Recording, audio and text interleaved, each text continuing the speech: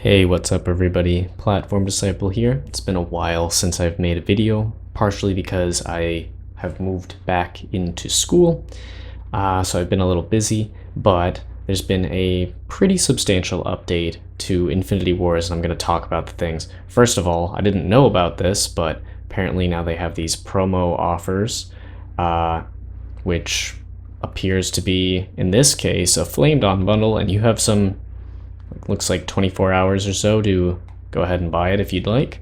But moving on,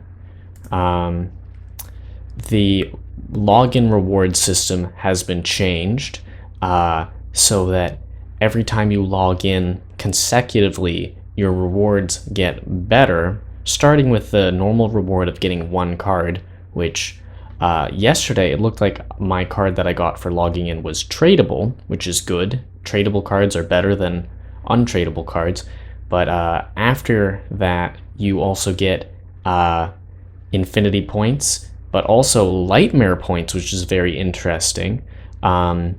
It's not many, but I think it's to encourage people to actually spend real money on the game, but over time you could accumulate them and spend them without spending money.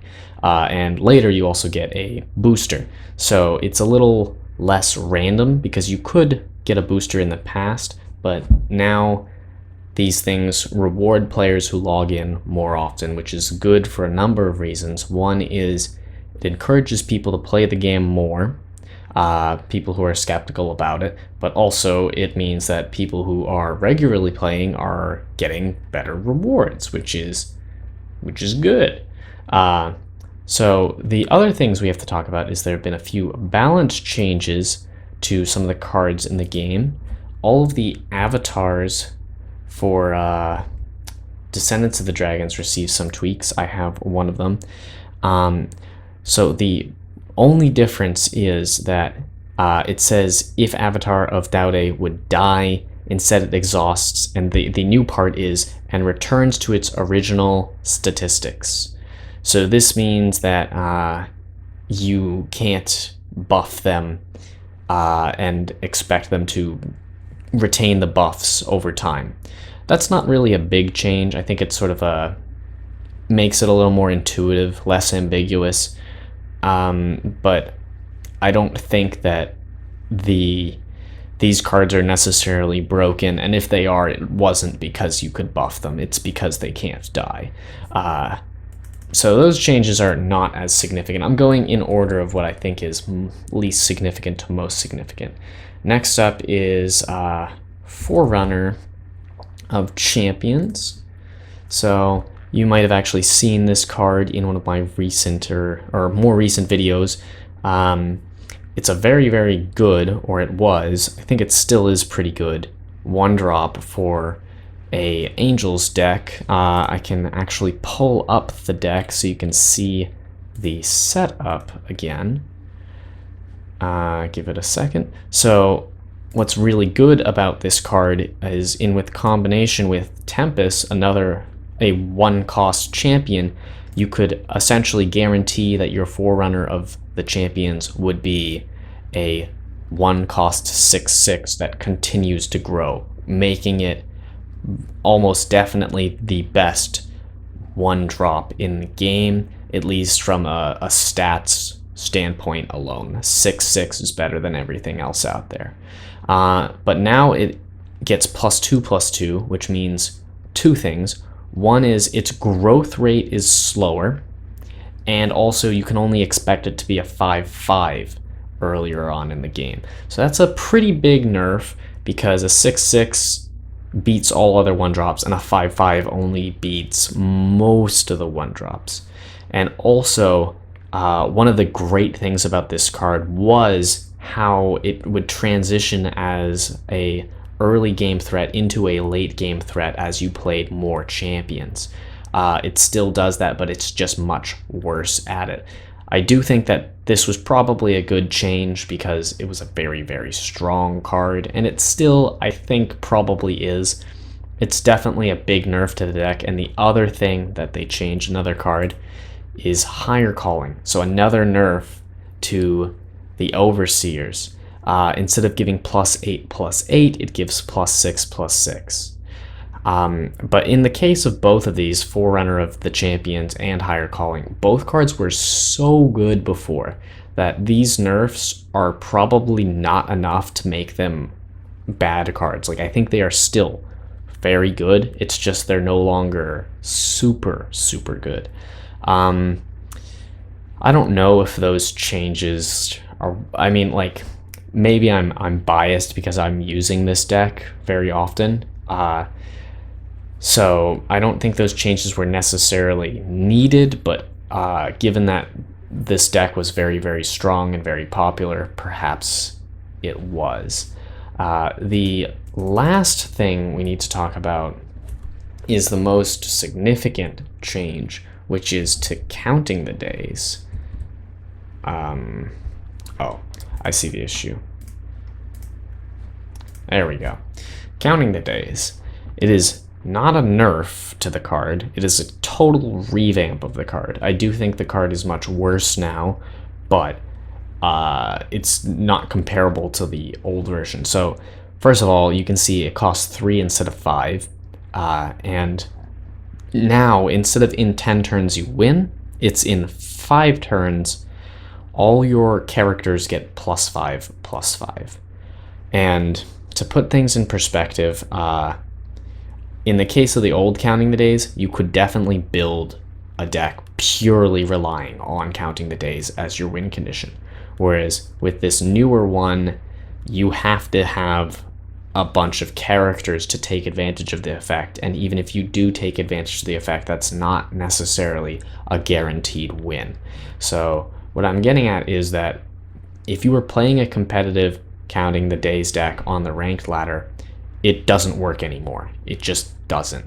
That doesn't necessarily mean that this new card is unplayable. It just means it has to be played in a very different kind of deck. And I've been thinking about making a video about the old version of Counting Days for a while because I had a lot of problems with the card design. And it appears that the developers also thought there were some issues behind it. So I'm going to describe what I thought the issues were, which will probably bring to light why they made this change, because it was a change that needed to be made at some point. So the old version of Counting the Days was definitely a very, very good card.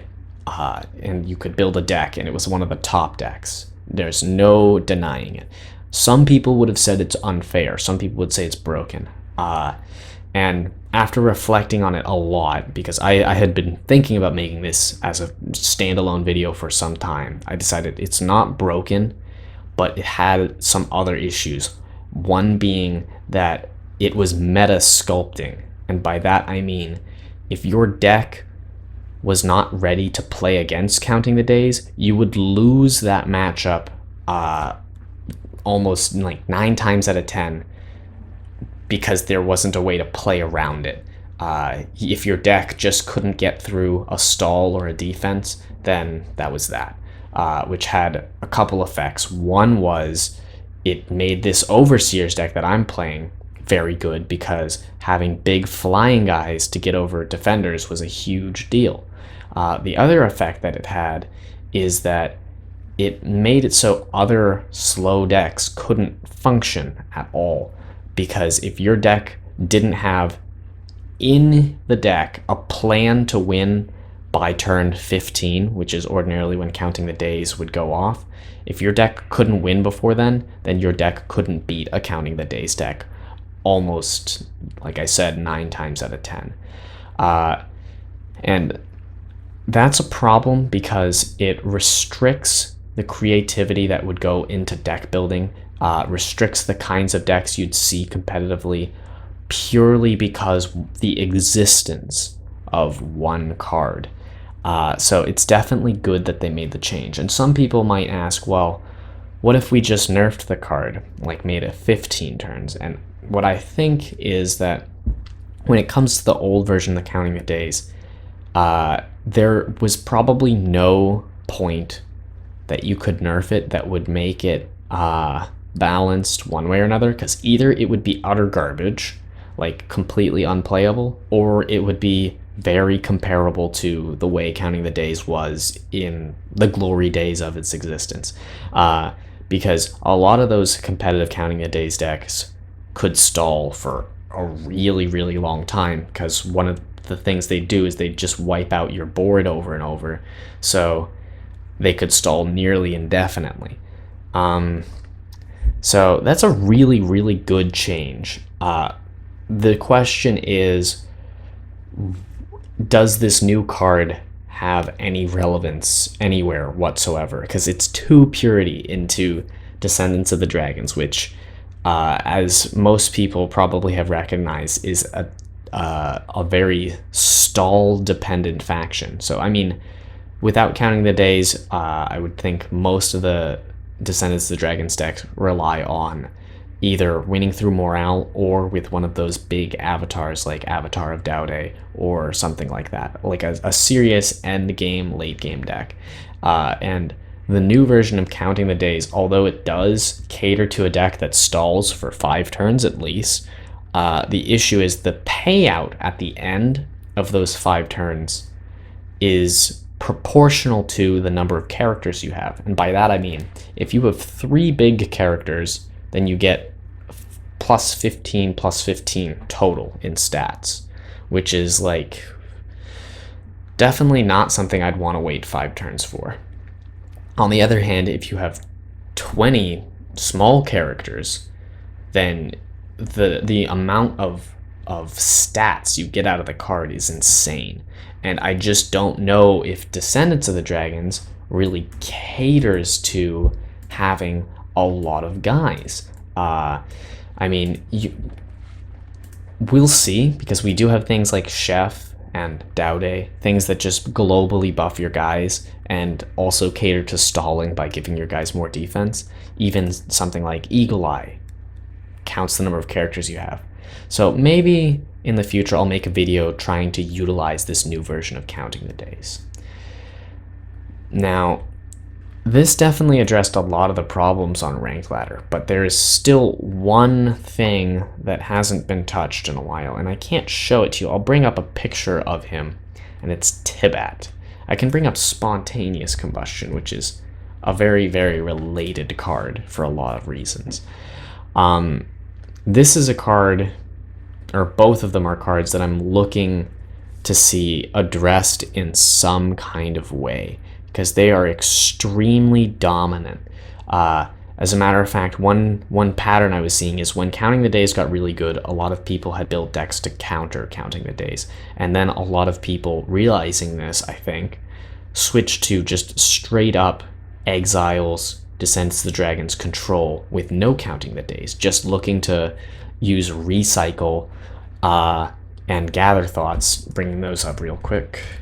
Recycle and Gather Thoughts to shuffle those effects back into your deck over and over and over, and just keep using them and prevent your opponent from getting characters on the board and then slowly win, which is an extremely strong strategy. And what I'm getting at is that I think that those cards are prohibitively strong in a way that, like I said before, does sculpt the meta. And is that a problem? I don't know. One thing that's worth noting is that both of those cards lose out to Martyr Golem, but because Martyr Golem is a legendary, it is not easy to acquire for the average player. I don't have any Martyr Golems, so I'm looking to see that deck, this Spontaneous Combustion Tibat combo, sort of addressed. But everything's up in the air now because there's been a lot of changes. Perhaps because Counting the Days is gone, new slower decks like Triple Veror or something like that will rise up to take its place, and maybe that will have a big effect on the meta, including this Tibat Spontaneous Combustion kind of thing. Alright, so my rant is over. I am done talking. Hopefully this was informative and let you get some insight into what's going on in Infinity Wars right now. In the future, I'm probably going to make videos like this for every substantial patch that they put in that has an effect on the cards. I mean, if they're bug fixes, it's maybe you care, but I care about the gameplay. All right, so I will see you all next time. Peace out.